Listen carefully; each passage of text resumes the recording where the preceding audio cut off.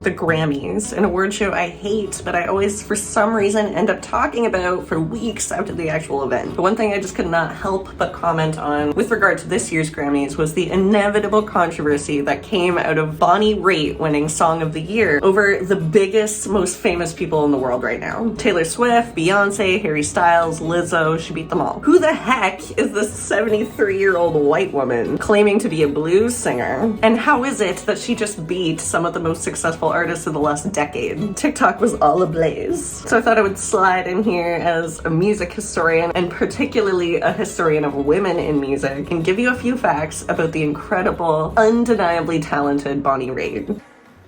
People have been responding to the song partly because of how much I love and we all love John Prine, and that was the inspiration for the music for this song and telling a story from the inside. I don't write a lot of songs, but I'm so proud that you appreciate this one, and totally humbled. I really appreciate it. Thank you.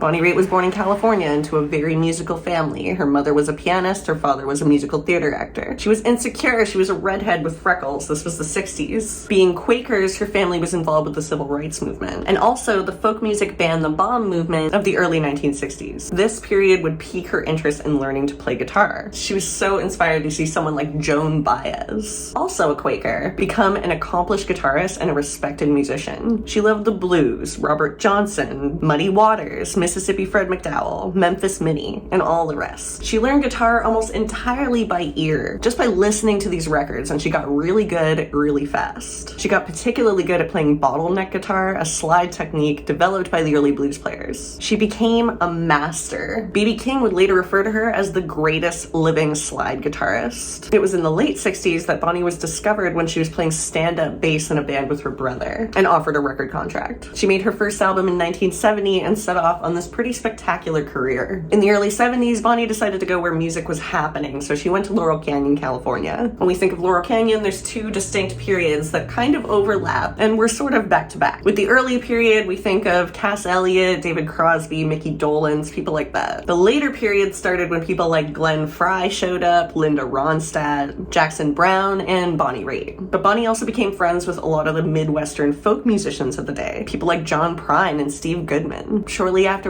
Bonnie would cover Angel from Montgomery by John Prine in one of the most stunning covers of the decade. That song is amazing. So this was an incredibly vibrant time in music history, and Bonnie got herself right in there and made it happen for herself. She calls it a Cinderella story because we can look at those early photos of Bonnie now and see her real natural beauty. But in the early 70s, the physical expectations for women were a lot different and a lot more oppressive than they are today. She would prove she was a star based on talent alone, and she was moderately successful, one of those artists who was more recognized by her peers than by the mainstream music industry for a time. But the thing is about that period that we now know is how destructive it actually was for a lot of those people. Substance abuse was the norm, and alcoholism wasn't even regarded as an issue. Everybody drank, and Bonnie got caught up in that just like everybody else did. The 80s were a struggle for those old school artists from the 60s and 70s. They didn't quite know how to fit into that new aesthetic and sound. But what was really the thing about the 80s was that most of those artists who did survive the initial culling of artists who took substance abuse way too far reached their 30s and 40s at this point. And all of a sudden, being an addict wasn't pretty or cool anymore. Bonnie was one of those people, and alcoholism would almost ruin her. Her essence as a performer dropped, and so did her sales. And right in the middle of making an album, Warner Brothers dropped her, and the album was shelved. This was devastating for Bonnie. All she could do now was go on tour as an acoustic act because she could no longer afford to pay her band. And then lo and behold, Prince gave her a call and offered her a chance to record at his Paisley Park studio under his label. She was super grateful for the chance that he was giving her, but not long before she started recording, she was actually in a terrible skiing accident and spent a couple of months in bed in the hospital. She had a conversation with her good friend Stevie Ray Vaughan, who encouraged her to give up drinking. She spent that time in the hospital drying out. So when she got out, she was sober and ready to get back to work. Soon enough, she was again signed to a major label, and she released her long-awaited album, Nick of Time, and was truly a breakout for this 40-year-old woman. The album sold 5 million copies and won 3 Grammys, one being Album of the Year. She did so well, in fact, that when Bette Midler won for Record of the Year for Wind Beneath My Wings, she went up on stage and said this: "Hey, Bonnie Raitt, I got one too, all right.